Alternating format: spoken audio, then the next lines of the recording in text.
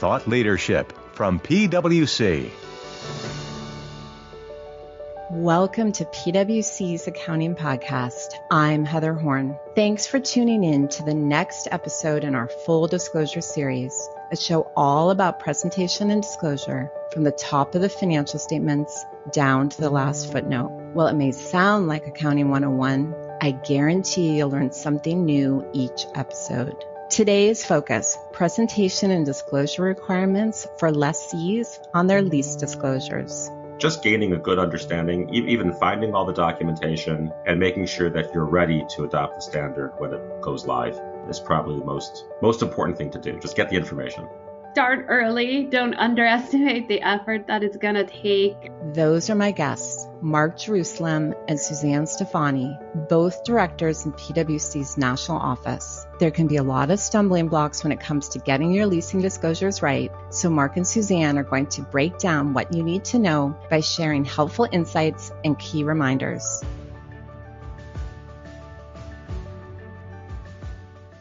So Marc, Suzanne, thanks so much for joining me today as we are starting to move into the final weeks of our presentation and disclosure series, hitting a very important topic now, though, which would be leases and specifically focusing on those 842 disclosure requirements. So start in a logical place and perhaps start off with the balance sheet. Marc, how should we be thinking about the right of use asset?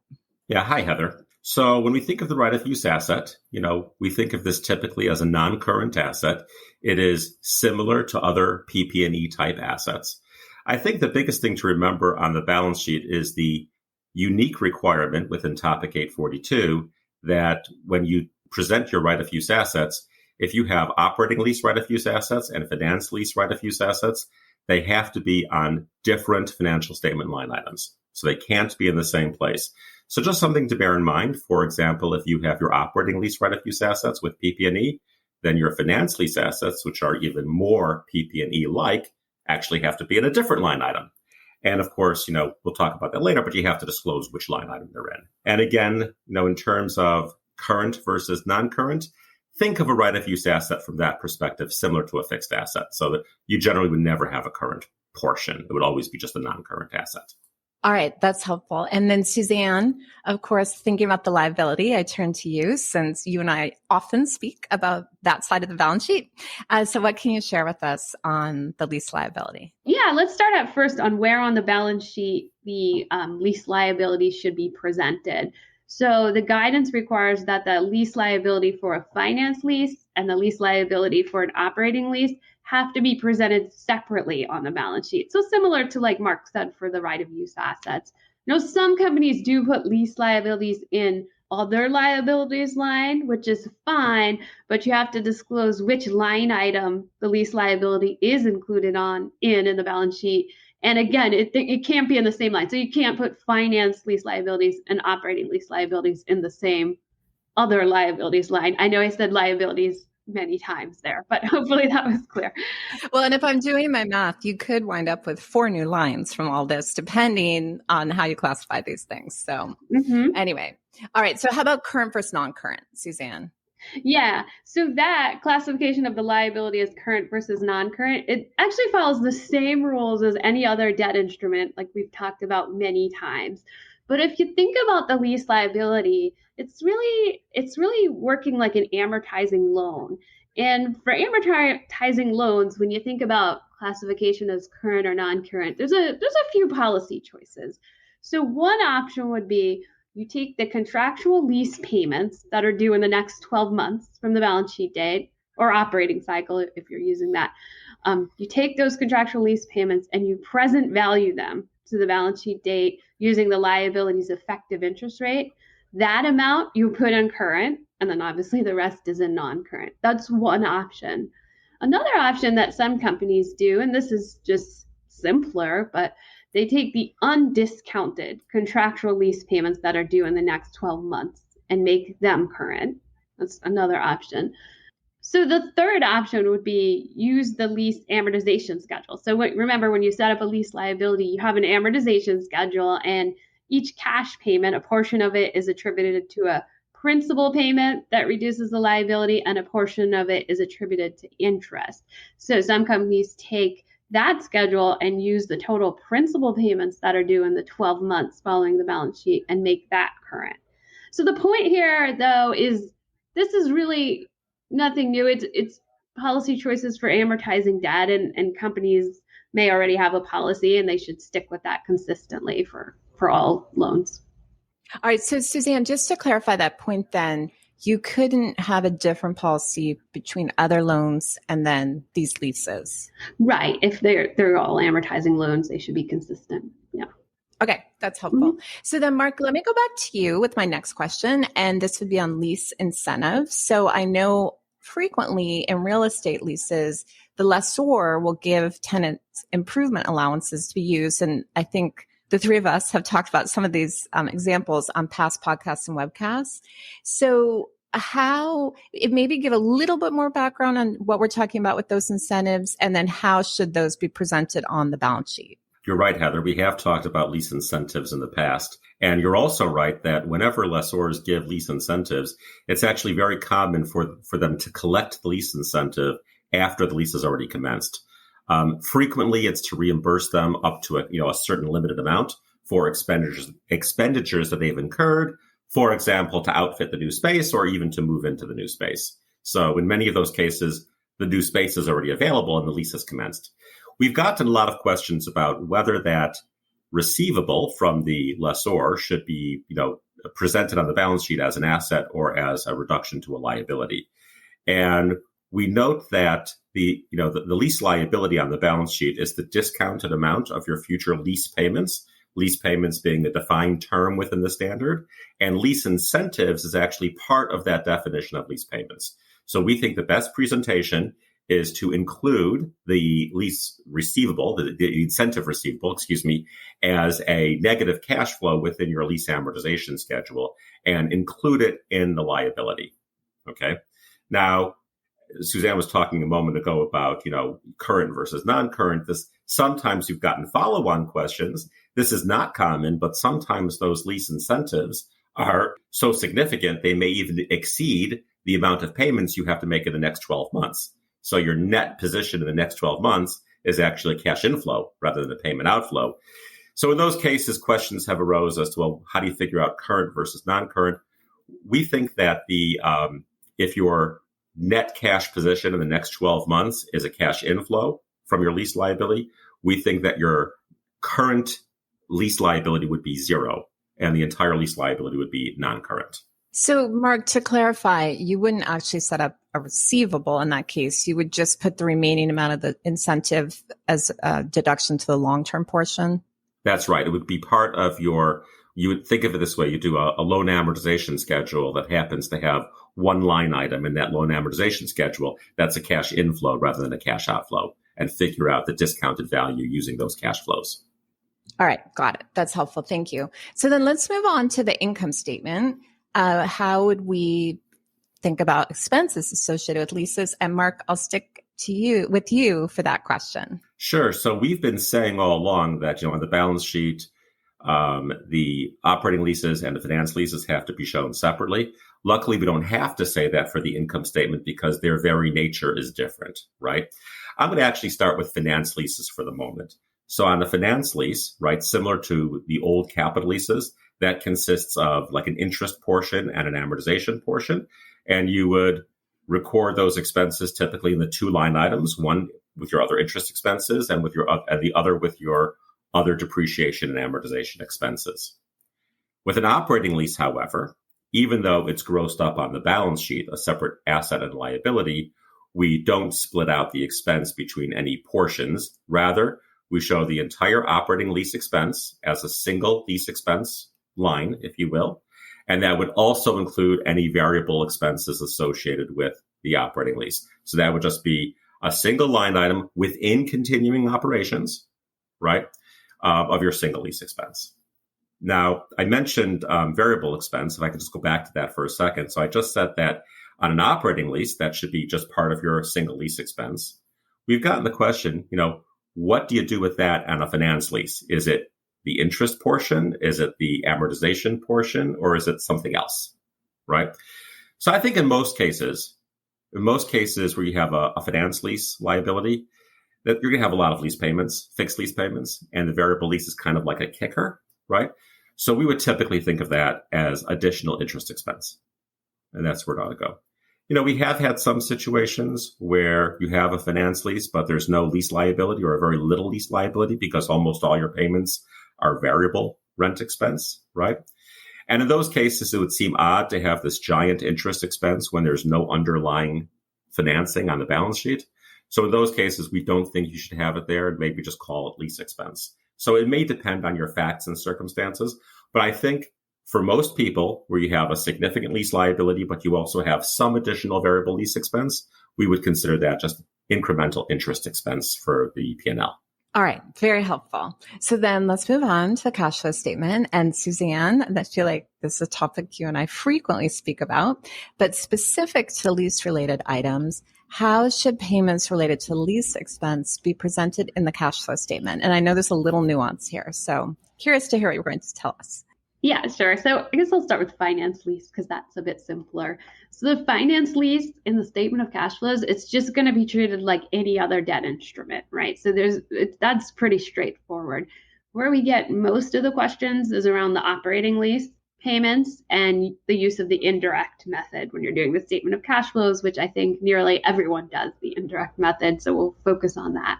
So all lease payments for operating leases do go through operating section of the cash flow statement for sure. But questions come up on which line when you're doing, the reconciliation of net income to total operating cash flows, because the reason that comes up now with the leases guidance here is because there's two accounts now for leases, right? Like we just spoke about, there's a lease liability and there's a right of use asset.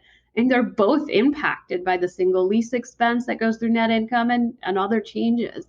So when you're doing the reconciliation to net income to get to operating cash flows, we think the best approach to follow you would have one line item for the portion of the single lease expense that reduces the right of use asset. You'd have one line item for the change in the lease liability related to the lease payment. And then any other change to those accounts for like remeasurement events, modifications, those are all non-cash. So they would just be disclosed as non-cash activity. They wouldn't show up in this reconciliation to net income. So we think this separate presentation on the cash flow statement, it makes sense because it's consistent with that separate presentation you see on the balance sheet. But I have to say, there is in practice, some diversity where some companies continue to treat that single lease expense change as one line item, like they did before they started applying the new leases guidance. So that's out there as well. All right. So let me ask you a couple specifics then. So we were just talking about ongoing lease payments, but I know we often also see prepaid rent. So how would I think about that? Yeah. So when you have prepaid rent, so that's before you have the lease on your balance sheet, right? You make a lease payment. And so where you put it on the cash flow statement, it depends on the ultimately how the lease is going to be classified at lease commencement. So if it's very clear evidence, that you're going to have a finance lease at lease commencement, then put the prepaid rent in investing, right? But otherwise, it would go to operating. If you're just not sure or it's an operating lease, it should go to operating. All right. And then similar to the question I asked Marc earlier about tenant improvements, how do we think about those types of payments in the cash flow statement? Yeah. So like Marc said, it's common to get reimbursed for leasehold improvements or payments for making leasehold improvements. So the first thing here you have to do is figure out what you're paying for as a lessee. Are you paying for your own asset, a lessee asset, or are you paying for something for the lessor? So are you paying for a lessor asset? We have lots of guidance on that in the leasing guide.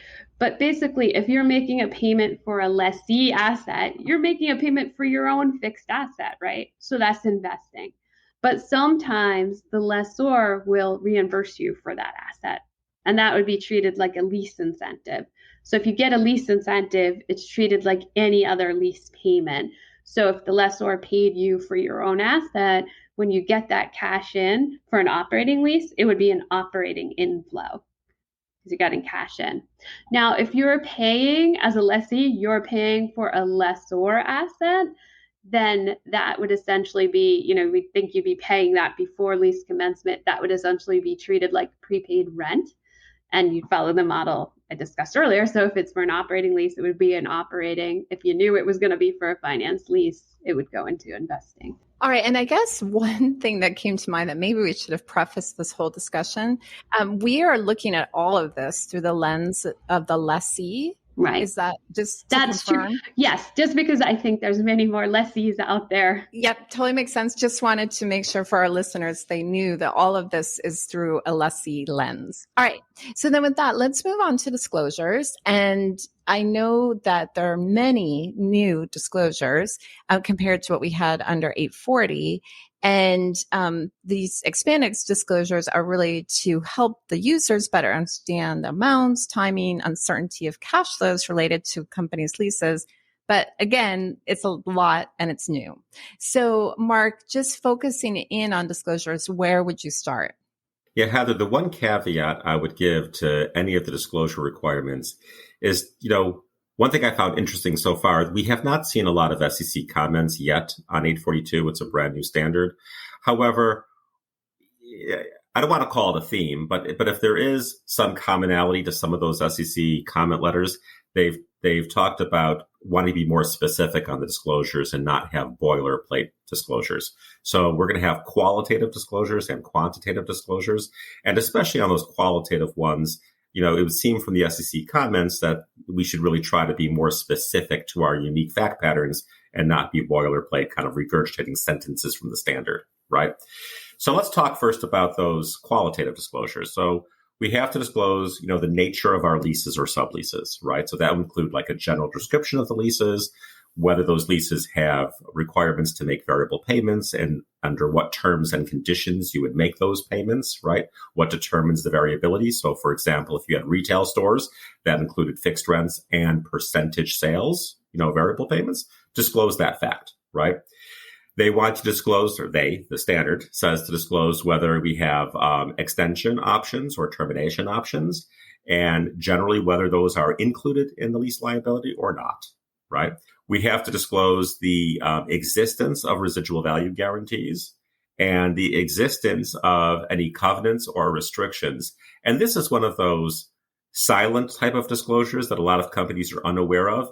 If you have large leases or master leases, if you look deep down into the terms and conditions of those leases, you'll very often find that they do have some actually pretty restrictive covenants, or they might be cross-collateralized to other finance arrangements that also have restrictive covenants. So those conditions should be disclosed. And then finally, on the qualitative side, if you have significant leases that have not yet commenced, we should talk about those because that might indicate, different cash flows from the ones that the reader is looking at in the balance sheet. And then significant judgments and assumptions. So where are those? So, typically if we have like service arrangements that are accounted for as a lease, or perhaps that don't include a lease, we should, if we had to make a significant evaluation as to whether it is or isn't a lease, we should probably disclose the judgments around that evaluation, as well as how we allocated between lease components and non-lease components, if that's an issue, and also how we determine discount rates. So on the discount rates, that's another area where we've seen a little bit of SEC activity in asking more about discount rates, specifically talking about some of the assumptions that you used in deriving those rates, as well as like one example is if the company used a portfolio approach to determining its discount rates on a lease, then, tell us more about the portfolio that was included in coming up with that rate. Finally, again, on the qualitative, I keep on saying finally, but there's always more qualitative. That's a long list. Finally, on the qualitative, the leasing standard, as anybody who's implemented it knows, has a number of elective policies or practical expedients like short-term leases or the expedient to combine lease and non-lease components as a couple of examples. So whichever ones you've adopted, you should disclose that as well, right? So that's the qualitative. Catch my breath here a second. Now we go into the... Yep, I'll ask the next question then. So this is the easy one. What about quantitative? All right, so quantitative. Now we get back to the remember finance leases and operating leases shall be disclosed separately, right? So we want to talk about our finance lease cost, our operating lease cost. If we have leases that we're using the short-term lease expedient, right, then what's the cost for those? What's the cost for our variable leases, right, or our variable lease payments, excuse me? Sublease income, right? If we have subleases, we have to disclose the gross cash flows on those subleases. And sale-leaseback transactions, that we could disclose net, the net gains or losses on a sublease, on a sale-leaseback, excuse me. All right. That's quite a long laundry list. So let me ask you a bit of a trick question here. So should the lease costs that's disclosed always match up with the amounts that we're seeing on the P&L? Right. That is the reason that we say lease cost, or I should say the reason the standard says lease cost, because the standard setters recognize that sometimes your cash paid out for leases is included in a capitalized cost, for example, the buildup of inventory. So it's not just the amounts that flow through the P&L, but the total lease cost is what they want you to disclose.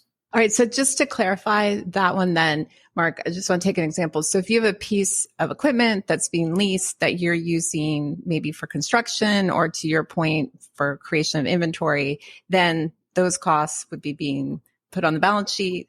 But what we're disclosing here is the combination of both what hit the income statement and the balance sheet. That's right. The total lease cost, whether it's capitalized or expensed. Okay. Combined. Excellent. Okay. All right. So then any other specific disclosures companies should be thinking about? Yes. So a couple of other things that we ought to mention is, as Suzanne was talking about in the cash flow section, we have our supplemental information, so we have to disclose the cash paid out for the cash paid for leases included in lease liabilities. So again, I think that would be separate between operating lease liabilities and finance lease liabilities. The non-cash information, if I acquired a right of use asset, by incurring a lease liability, you'd have to disclose that. And then some new disclosures, the weighted average lease term, as well as the weighted average discount rates for leases, again, separately for operating leases and finance leases. And then finally, the one thing that's not that much different from the olden days, we have to include a maturity analysis of all of our lease liabilities, again, separately for the two types of leases, right?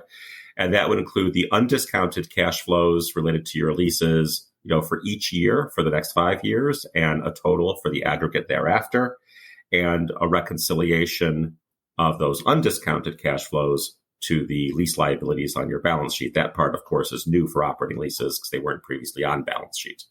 So lots and lots of disclosures, both qualitative and quantitative. Definitely. So then another question I always ask when it comes to these disclosures would be, are these all annual only, or do we expect to see these in the interim statements as well? So the good news here, I guess, is that the standard itself does not have any specific quarterly reporting requirements.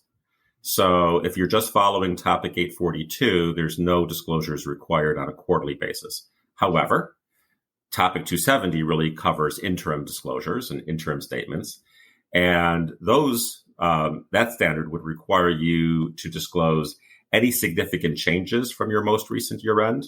So think of significant changes in your financial position or new accounting estimates or principles, anything that makes your quarter less comparable to your most recent completed year end should probably be disclosed. And then finally, one caveat, if leasing is a significant part of your business, which it certainly could be for some people in the audience, then a company should probably have lease disclosures similar to year end if it's very significant to your operations. All right. That's helpful. Thank you. So then let me move on to something where I know we've spent a lot of time over the past couple of years talking about everything going on in the world of real estate and how in turn some of those economic disruptions have really become lease issues for some because companies, often are leasing real estate. So Suzanne, just wanted to jump into a few specific questions related to that, starting with impairment.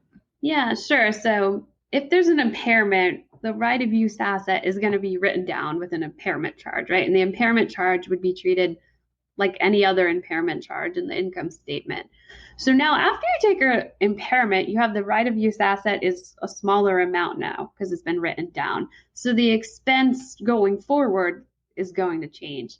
Now for a finance lease, it's just like any other impaired asset that's mortgaged, right? The amortization of the right of use asset is going to be adjusted going forward, but there won't be any change to the liability because the liability is still there. You still owe the money to the lessor. So there's really no change in how you're recognizing on the P&L for an impaired finance lease. It's just, it'll be a different amount of amortization for the right of use asset. Now, when you get to an operating lease, if you think about it, the right of use asset's going to decrease. But remember, when you set up your single lease expense back at when the lease first started, it's all kind of like a plugged model in a way, right? Like the interest impacts the amount of amortization on the right of use asset, but it's all treated as one single lease expense. So now that the right of use asset is written down, there's got to be an adjustment to the way you're recognizing expense because it won't work out at the end. You'll end up with a balance in either the right of use asset or lease liability. So the leases guidance basically takes you off this straight line basis that you've been doing for an operating lease, and it follows a finance model. You'll be in your kind of books of record, you'll be tracking an interest expense and an amortization expense, but it's all, the important thing here is it's all still shown, even though you're doing that behind the scenes, it's all still shown as one single lease expense in the P&L. You don't start actually showing interest and amortization in the P&L. So we just want to point that out just in case, someone's dealing with that.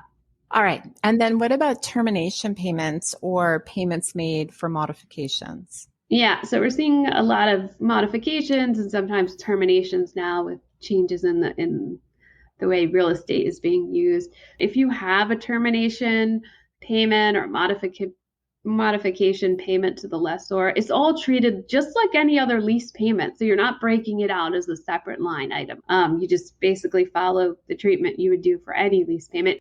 All right. And then I know we are also seeing a lot of companies entering the sublease market. And so how do we think about that, Marc? And maybe say whose perspective you're speaking from when you're describing what needs to be disclosed?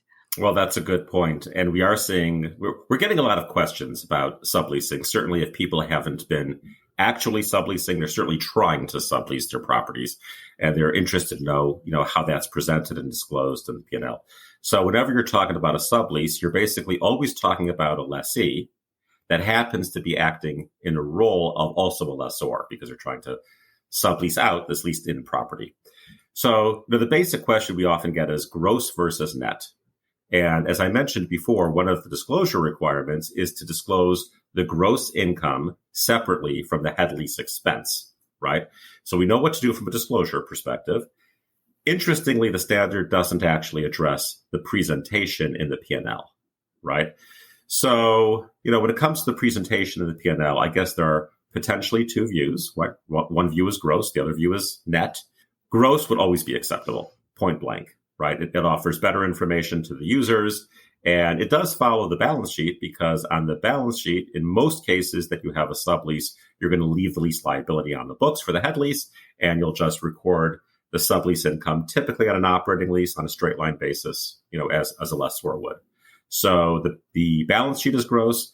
If you want to do the P&L gross, that would be consistent with that, and we think that's always acceptable. We have also accepted perhaps a net presentation on the income statement. Again, in the footnote, you still have to disclose the gross cash flows, right? We've accepted that because in the income statement, we know the standard itself does talk about, from a lessor's perspective, when lessors have, let's say, sales type leases or direct financing leases, the question is, should they show those cash flows as gross revenue and cost of goods sold or just as a net number? And the standard gives you some discretion there depending on what's your business model, right?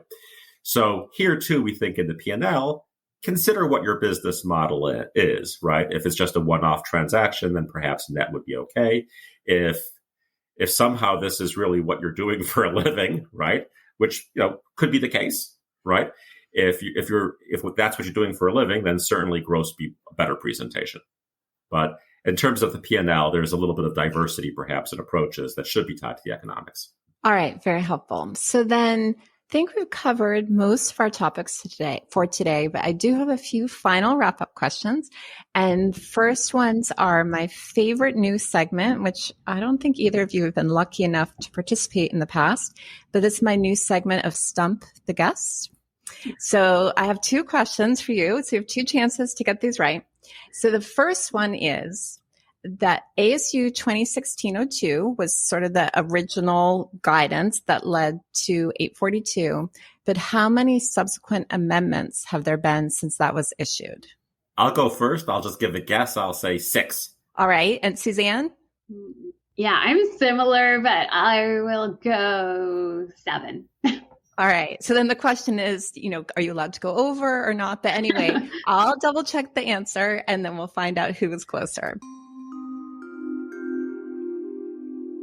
Fact check. Good guesses, Marc and Suzanne, and you were both so close, but looks like you were stumped.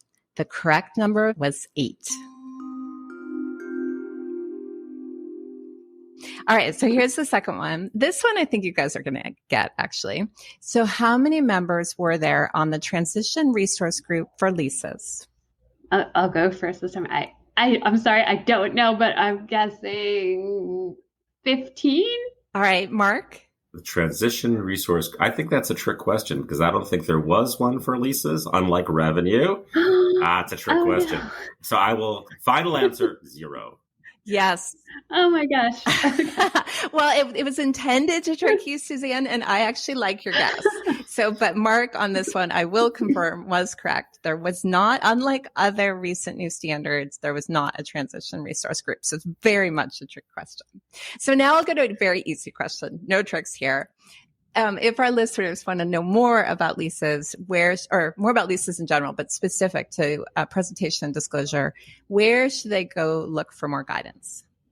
Yeah, so actually for leases, what we talked about today, the new leasing guidance, ASC 842, we have that in our leases guide that you can find on Viewpoint. If you're a private company and you're still doing 840, which we didn't touch on today, but we still have that in our financial statement presentation guide. All right, perfect. Thank you. And then final question is, I know you guys both spent a lot of time talking to companies dealing with all variety of leasing issues, presentation and disclosure, and others. And so as you're thinking about private companies that are getting ready to adopt this guidance, what is the advice that you would give? And Marc, I'll have you go first. Well, I think that the one of the most time-consuming tasks that we found from the public companies was just gathering the information on all your leases. Maybe that'll be a little bit of a lesser challenge for private companies, but nevertheless, just gaining a good understanding, even finding all the documentation, right, and making sure that you're ready to adopt the standard when it goes live is probably the most important thing to do. Just get the information, right? Good advice. And Suzanne? Yeah, it's similar to around Marc's themes, but I would say start early. Don't underestimate the effort that it's going to take. I know it's effective in 2022 for private companies, in their year-end financial statements, but it's a good idea to get going on it just to gather all the information. Also, don't underestimate the disclosures that you have to make that Marc went through today. I think public companies found that there was a bit more work there to get all the info needed for disclosures as well. All right. And then final question. Now I'm like Marc that keeps saying final question, but this one really is. So any best practices you would share for companies that have adopted the standard, now they're sort of in, business as usual operations, anything that you see that companies could, that you see doing well that other companies may want to consider? I would say just back to disclosure again, just make sure you're having really clear, transparent disclosure, because like Marc mentioned, that is the area where we're seeing comments raised. So I think that's always a good idea for everything. But yeah, transparent disclosure would be my tip. Good advice. If I can give one more tip. Yes, definitely.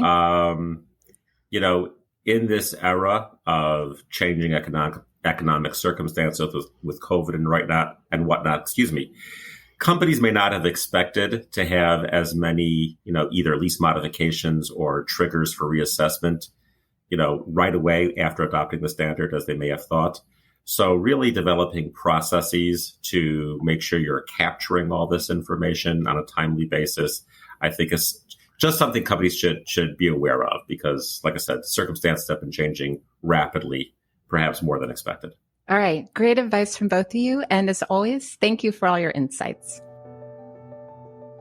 Want to know more on leases? Then check out our library of past podcast episodes and our webcast from this past spring. All of these resources can be found at viewpoint.pwc.com. Speaking of webcasts, if you missed last week's live broadcast of our third quarter accounting webcast, there's still 2 more dates available left to register, September 23rd and September 29th. To sign up and earn CPE credit, go to viewpoint.pwc.com. So that you never miss an episode, follow the PwC Accounting Podcast wherever you listen to your podcasts. From Thought Leadership at PwC, I'm Heather Horn. Thanks for tuning in. This podcast is brought to you by PwC, all rights reserved. PwC refers to the U.S. member firm or one of its subsidiaries or affiliates, and they sometimes refer to the PwC network. Each member firm is a separate legal entity. Please see www.pwc.com/structure for further details. This podcast is for general information purposes only and should not be used as a substitute for consultation with professional advisors.